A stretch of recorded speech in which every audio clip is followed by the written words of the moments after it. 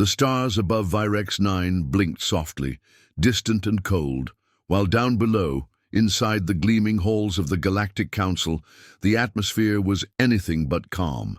Delegates of dozens of alien species paced, hissed, clicked, or hovered nervously. As tension filled the grand chamber like a rising tide, something was coming, and no one knew what it was, only that the outer listening posts had gone dark one by one, and the last message from Sector 94 contained no words, just a distorted recording of metal screaming and a flash of blue light that didn't match any known weapon signature.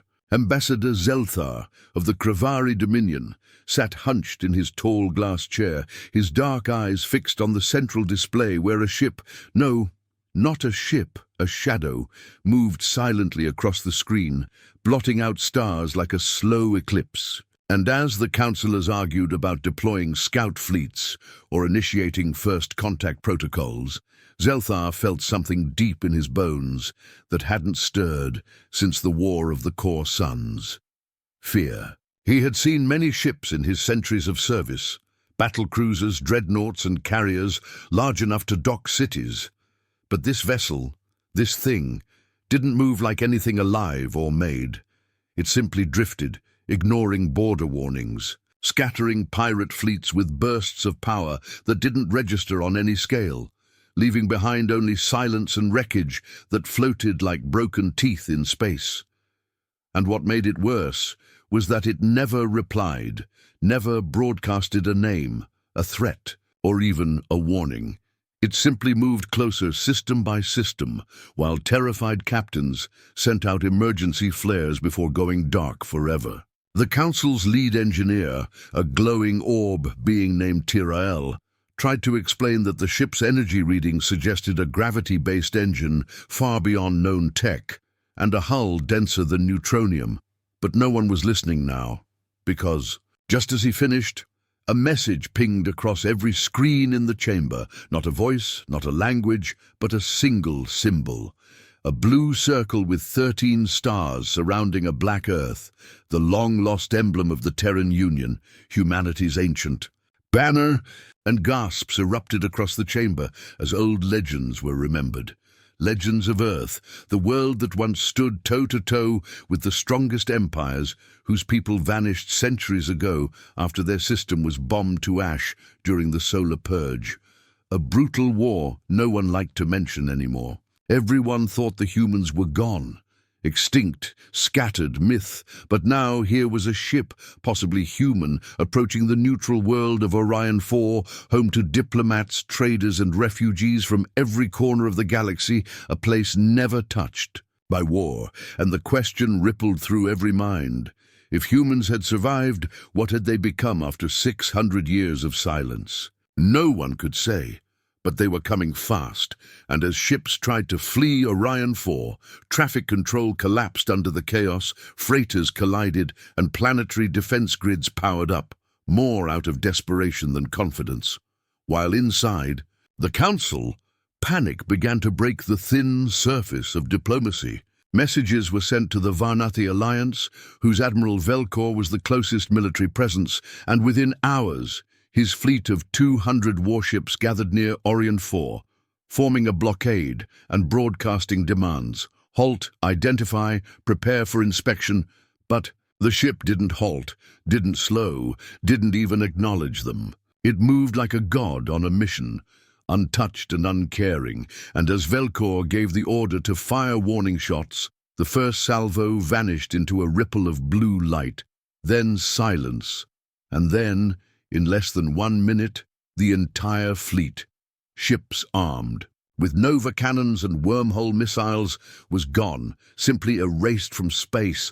No explosion, no debris, just empty stars, and the only thing that remained was Velkor's last broadcast, which replayed in the council chamber on a broken loop. It's not a ship, it's a message. For the first time in generations, the Galactic Council went completely silent, not by vote or protocol, but by sheer paralysis of fear, as the realization spread like fire through dry leaves. Earth had not died. It had waited, rebuilt, and returned with something beyond understanding. Some counselors called for peace talks, others whispered of surrender, but most simply stared at the symbol on the screen. The Earth, encircled by stars, knowing without being told that the age of alien empires was ending, and the age of humans, whatever form they now took, had begun again, not with words, not with war, but with a silence so deep it felt like thunder was about to follow.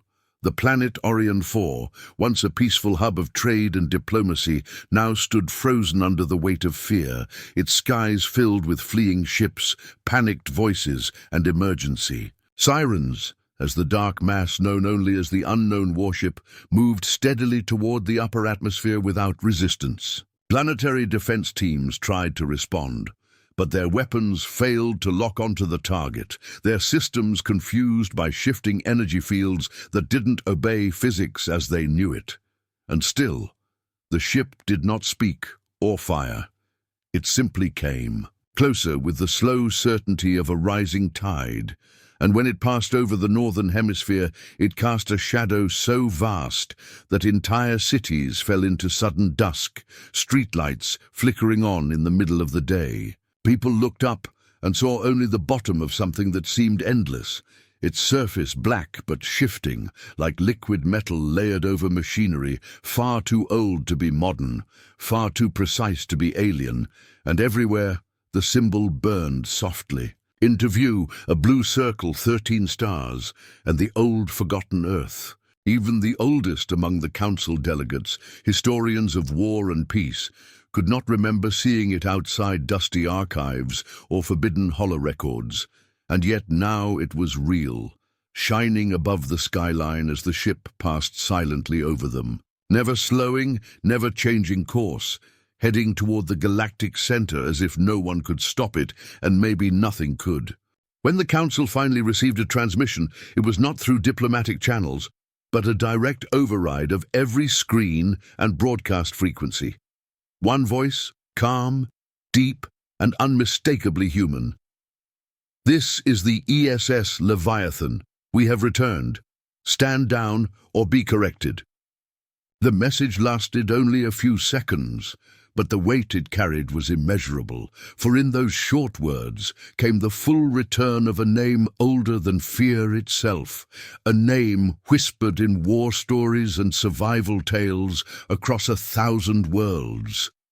Earth, the species that had once fought the synthetic rebellion with only steel and fire, the ones who had stared into black holes and dared to seed planets that burned with acid storms, the ones who had once lost their home but never their will.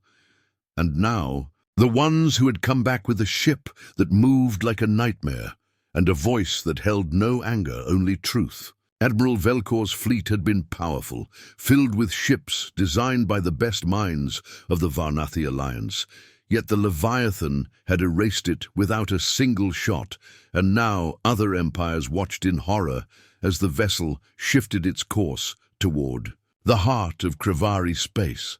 The same Krivari who had once led the solar purge that turned Earth into a dead planet, a scorched memory hidden under the official histories of peace. Across the galaxy, governments scrambled, alliances shattered, and old enemies called each other not to fight, but to survive.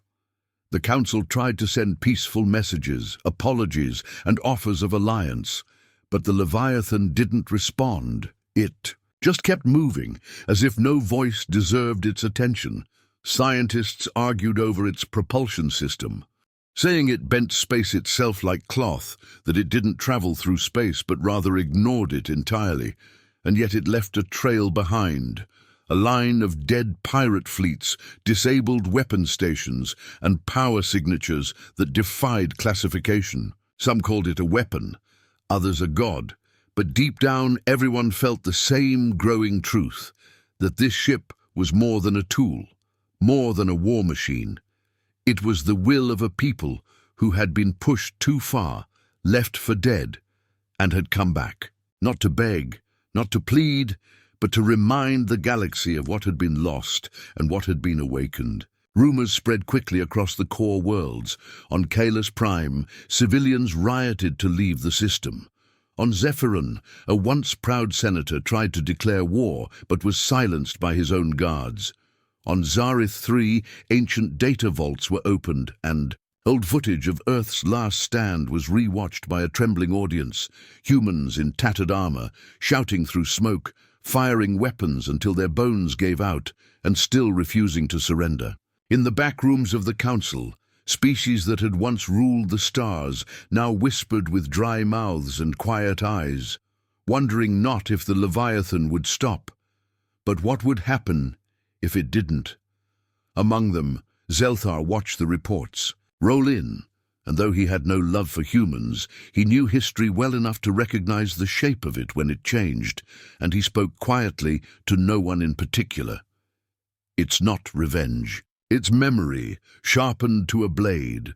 Back on Orion 4, the shadow passed and the sun returned, but the people did not relax, because deep in the sky they saw the engines of the ship open like a blooming flower, revealing cores that pulsed with light older than stars, and as the Leviathan vanished toward its next destination, its wake left more than silence. It left the echo of a name rising once again across the galaxy, a name that no longer needed explanation: humanity.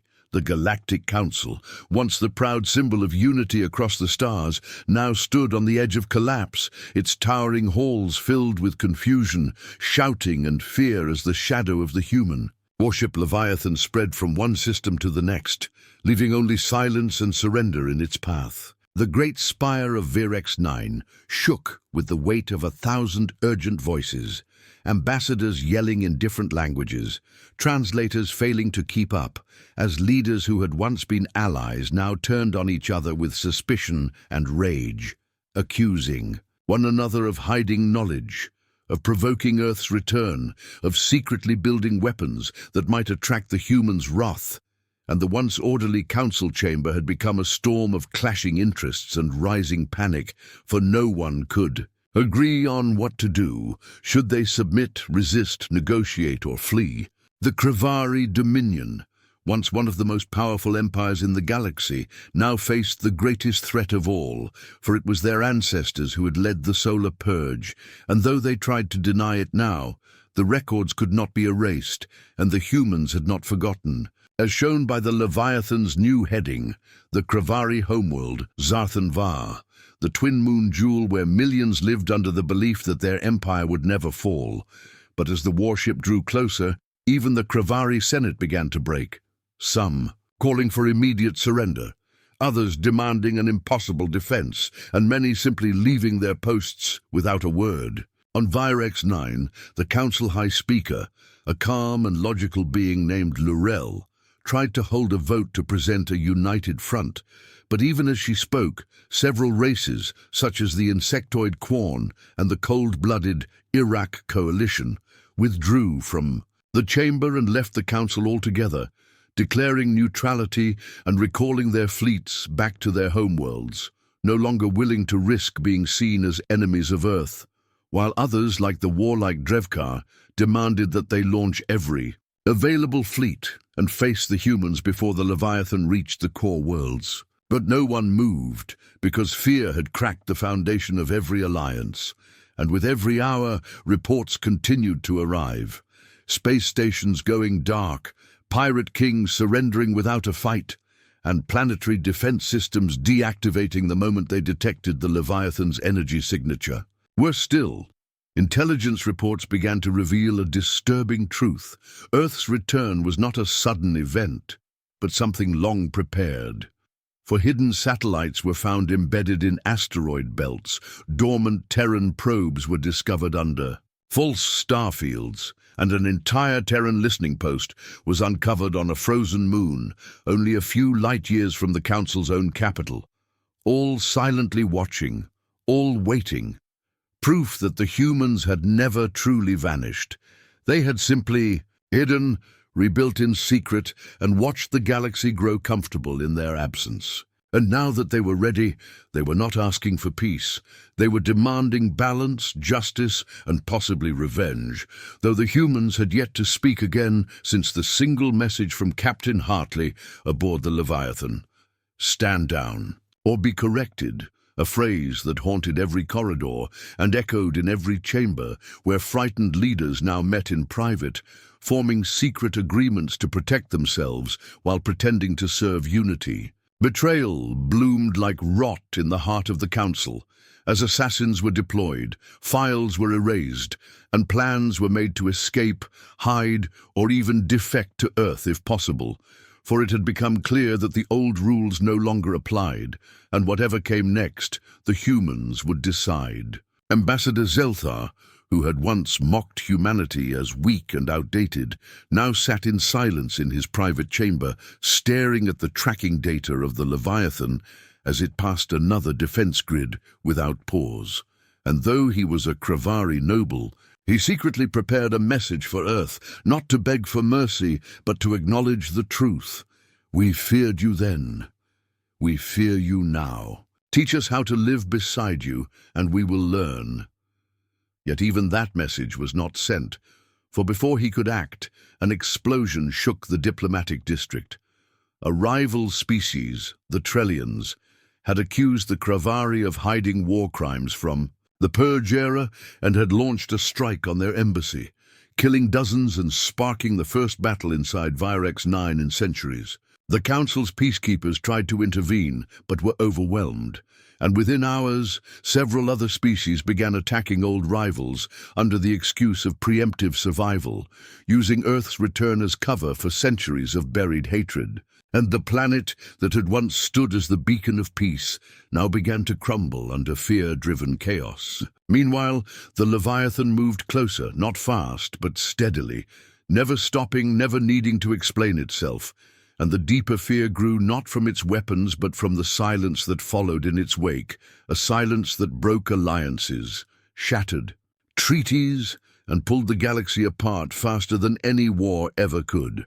It became clear that the humans were not just returning with power. They were returning as a force of history, a living memory, and every government that had once turned its back on Earth now felt the weight of that memory pressing down, unspoken but real. And as the Council fractured and empires crumbled from within, only one truth remained clear across the stars. The humans were not asking for permission. They were coming to take back their place, and there was nothing left strong enough to stop them. The sky above Zarthan Var, the jewel of the Kravari dominion, darkened like a storm had swallowed the stars, though there were no clouds, no wind, only the massive shadow of the Leviathan as it entered orbit in complete silence, ignoring the fleets of the Kravari navy, which had taken defensive positions with trembling hands and systems barely holding together, their commanders shouting desperate orders while their soldiers waited for an attack they knew they could not stop.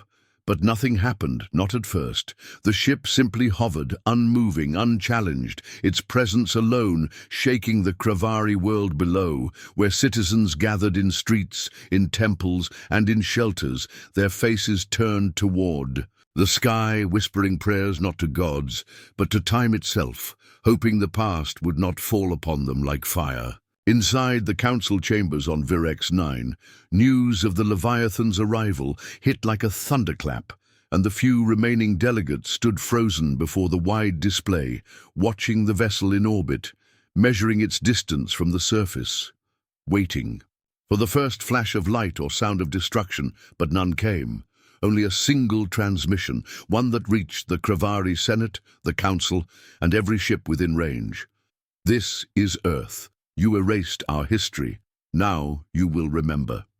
Within seconds, hundreds of satellites in Kravari space began to overload, then activate, broadcasting images long hidden, scenes of the solar purge, when Kravari fleets had surrounded Earth's solar system, launching bombs into its cities, burning oceans, crushing orbital stations, and executing survivors, all while declaring that humanity was too dangerous to live. The footage, once denied and buried, now played across every screen and device in Kravari space, not as a threat, but as a reminder, a mirror held to a face that no longer wished to see the truth, and even the youngest of the Kravari, born generations, after the purge, watched in stunned silence as their ancestors laughed during mass bombings and declared Earth a lesson to all who defy the Council.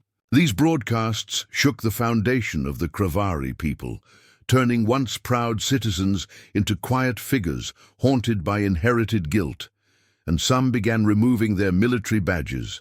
Others painted the old Earth emblem on their homes in a silent plea for forgiveness, while above them the Leviathan remained still, its weapons quiet, its engines humming low like a beast watching from the dark. But not all wanted peace. General Vael, head of the Kravari Planetary Defense Force, rejected the calls for surrender and ordered a direct strike, launching 20 missiles toward the warship with the full power of Kravari engineering, hoping to destroy or at least wound the invader. Yet as the missiles rose, the sky cracked, not from explosion but from something stranger, a ripple of light that wrapped around the Leviathan, absorbing the attack without effort. And in that moment, the ship responded, not with violence but precision, releasing a single drone that descended into the upper atmosphere, where it multiplied into 1,000 smaller units, each one flying to specific targets: military command centers, deep vaults, research labs, and old purge archives. But instead of destroying them, the drones shut them down, disabling weapons, erasing classified records, and leaving behind beacons that glowed softly with the symbol of Earth, marking each site as reckoned, a word that now spread across every data network like fire. The Kravari Senate collapsed within hours, half of its members resigning or fleeing, while the remaining ones signed a public statement admitting their part in humanity's purge and offering full cooperation with Earth's demands, though those demands were still unknown. Elsewhere in the galaxy, other empires watched and trembled.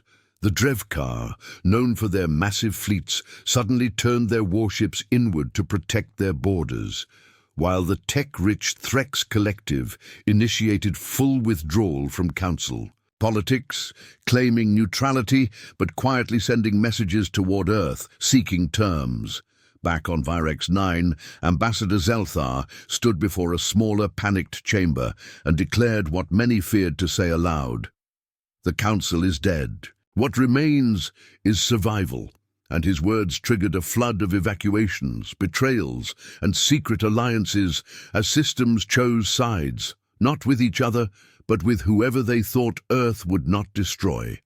But the humans did not speak again. Not yet, and the Leviathan moved once more, this time toward Tyriel's Edge, the graveyard of fleets, where the remains of Earth's last stand were believed to be hidden beneath asteroids and old wreckage. The Kravari and others had turned the region into a forbidden zone, claiming it was unstable, but now the Leviathan moved through the debris like a ghost, unbothered by ancient mines and forgotten traps, until it reached the center, and there, using blue lights that melted rock like wax, it unearthed something. A smaller ship, broken but intact, bearing the old Earth seal and the words Unity Flame on its shattered hull. The sight of it, of a Terran vessel lost for 6 centuries, triggered something across the galaxy, as if a wound had been touched, and for the first time since Earth's return, the humans spoke again. We never forgot. You will not forget us. Then, without warning, Earth itself sent a signal from deep space, from the solar system thought long dead, and observatories in 12 sectors picked it up, a steady pulse of light from old Earth, a code repeating one message over and over. We endured. We are awake. We are watching. Panic turned to awe, fear to silence, as the truth settled in. Earth had never been destroyed, only hidden, protected by technology and willpower none had imagined. And now it was awake, aware, and ready to act. The Leviathan returned from Tyriel's Edge, carrying the remains of the Unity Flame, and flew toward the core worlds without changing speed, as if the humans had waited long enough for others to change and would now decide what kind of galaxy would be built next, not one ruled by fear but by memory, one in which Earth was not a legend or a ruin, but the beating heart of a reckoning that had only just begun.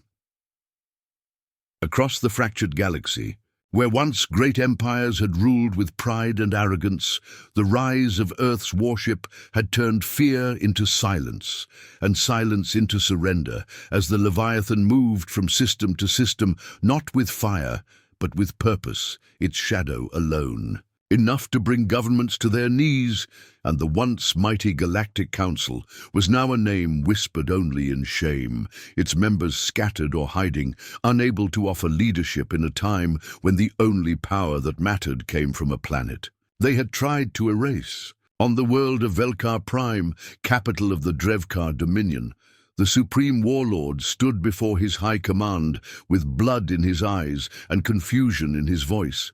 For his fleets had been unmatched for centuries, yet now they refused to fight, his admirals choosing instead to deactivate weapons and initiate contact with Earth, pleading that survival was better than honor. And even as the warlord shouted about legacy and conquest, he knew deep down that everything had changed. The moment the humans had returned, the galaxy no longer belonged to those who ruled by fear, but to those who had endured it. And in that silence, messages were sent, not just from the Drevkar, but from dozens of empires and sovereign worlds, each begging for negotiation, for understanding, for forgiveness. But Earth gave no answers, only a single symbol, 2 circles, joined by a star, broadcast through every relay, every comm line, and though it had no words, every leader understood it. This was not diplomacy, this was judgment. The Threx Collective, masters of data and light, tried to reach Earth through encrypted channels, offering technologies stolen and developed since the Purge. But the response they received was not code.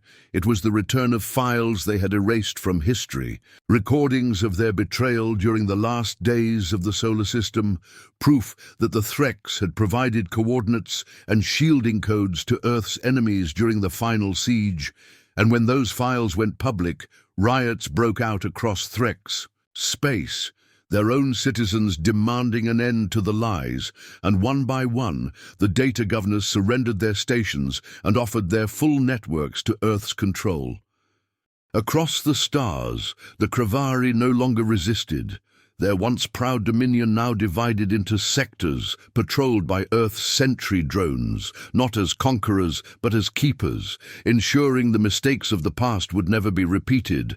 And in the dark halls of what remained of their Senate, the youngest members wept as they rewrote their histories to include Earth not as a fallen enemy, but as a survivor whose patience had outlasted the galaxy's cruelty. On the edges of the known systems, where pirates and warlords had ruled with impunity, the arrival of Earth's smaller warships, silent, black, and fast, shattered all resistance, not by battle, but by exposure, broadcasting the warlords' crimes, their executions, their trafficking, and showing it all back to the people they had ruled through fear.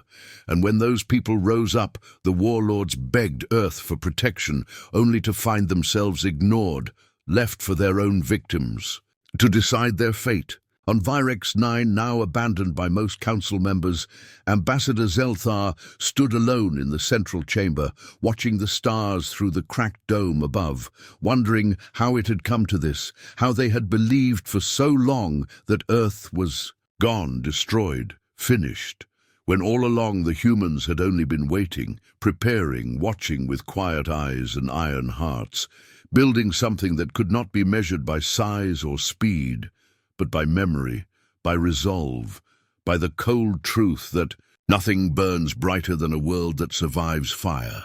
And then it came, the final signal from Earth itself, not from the Leviathan, but from the surface of the long-hidden planet. Now awake, no longer hiding behind shields or darkness, its cities rebuilt with strange new materials, glowing with silver towers and deep green forests, and in the middle of it all, a message sent to every world. We do not come to rule. We come to remind What was taken cannot be returned. What was lost must not be forgotten. We offer one choice: stand with truth or stand alone. And that message, spoken in 100 languages, heard by billions across stars, marked the final moment of resistance for even the proudest leaders. Those who had mocked Earth as primitive, savage, obsolete, now knelt in silence, not out of fear, but because deep inside they knew the humans had earned this moment, not through power, but through pain, through the long years of exile, through the ruins of their ancestors, through the silence of the void. And now that they had returned, there was no need to demand loyalty. It was given freely, painfully, and without question. So the empires fell, not to weapons, but to truth. And the new order that emerged was not led by Earth alone, but by a shared memory, one written not in data, but in scars, one that taught the stars that the smallest world, when burned, becomes the brightest, and no force in the galaxy can silence it forever. The stars were quiet now, not with the silence of fear, but with the weight of change, as the galaxy stood on the edge of something it had never known before. Unity born not from conquest or treaties, but from reckoning. And above the scorched world of Velkar Secundus, where the ruins of the old council's military base still smouldered, the Leviathan hovered one final time, its engines humming like a deep breath before release. Watching the fires below die down, while Earth's drones worked across the shattered landscape, restoring power, helping wounded civilians, and recording everything, for history now belonged to no single race or empire, but to those who had survived the long darkness and chosen not to look away. In Earth's rebuilt capital, nestled between the glowing rivers of New Amazonia and the towering shields of Sol Central, the Terran Assembly gathered for the first time in over 600 years, not behind locked doors or in secret bunkers, but in the open dome of Unity Hall, where hundreds of envoys from across the galaxy now stood in silence, waiting for the words of a people who had returned from ashes to flame. The Speaker of Earth, a woman named Mara Kess, stood tall with silver in her hair and fire in her eyes, and though her voice was calm, it carried across the chamber like thunder through fog as she spoke of justice, of truth, of the centuries, buried beneath fear, and of the new world that must rise. Not ruled by Earth, but guided by memory, shaped by loss, and protected by those willing to stand between light and darkness. And though many had expected vengeance, none came. For Earth did not demand tribute or control, only honesty, and it declared that every world would have a voice, that no empire would rise above the rest again, and that the age of silence was over. But not all agreed.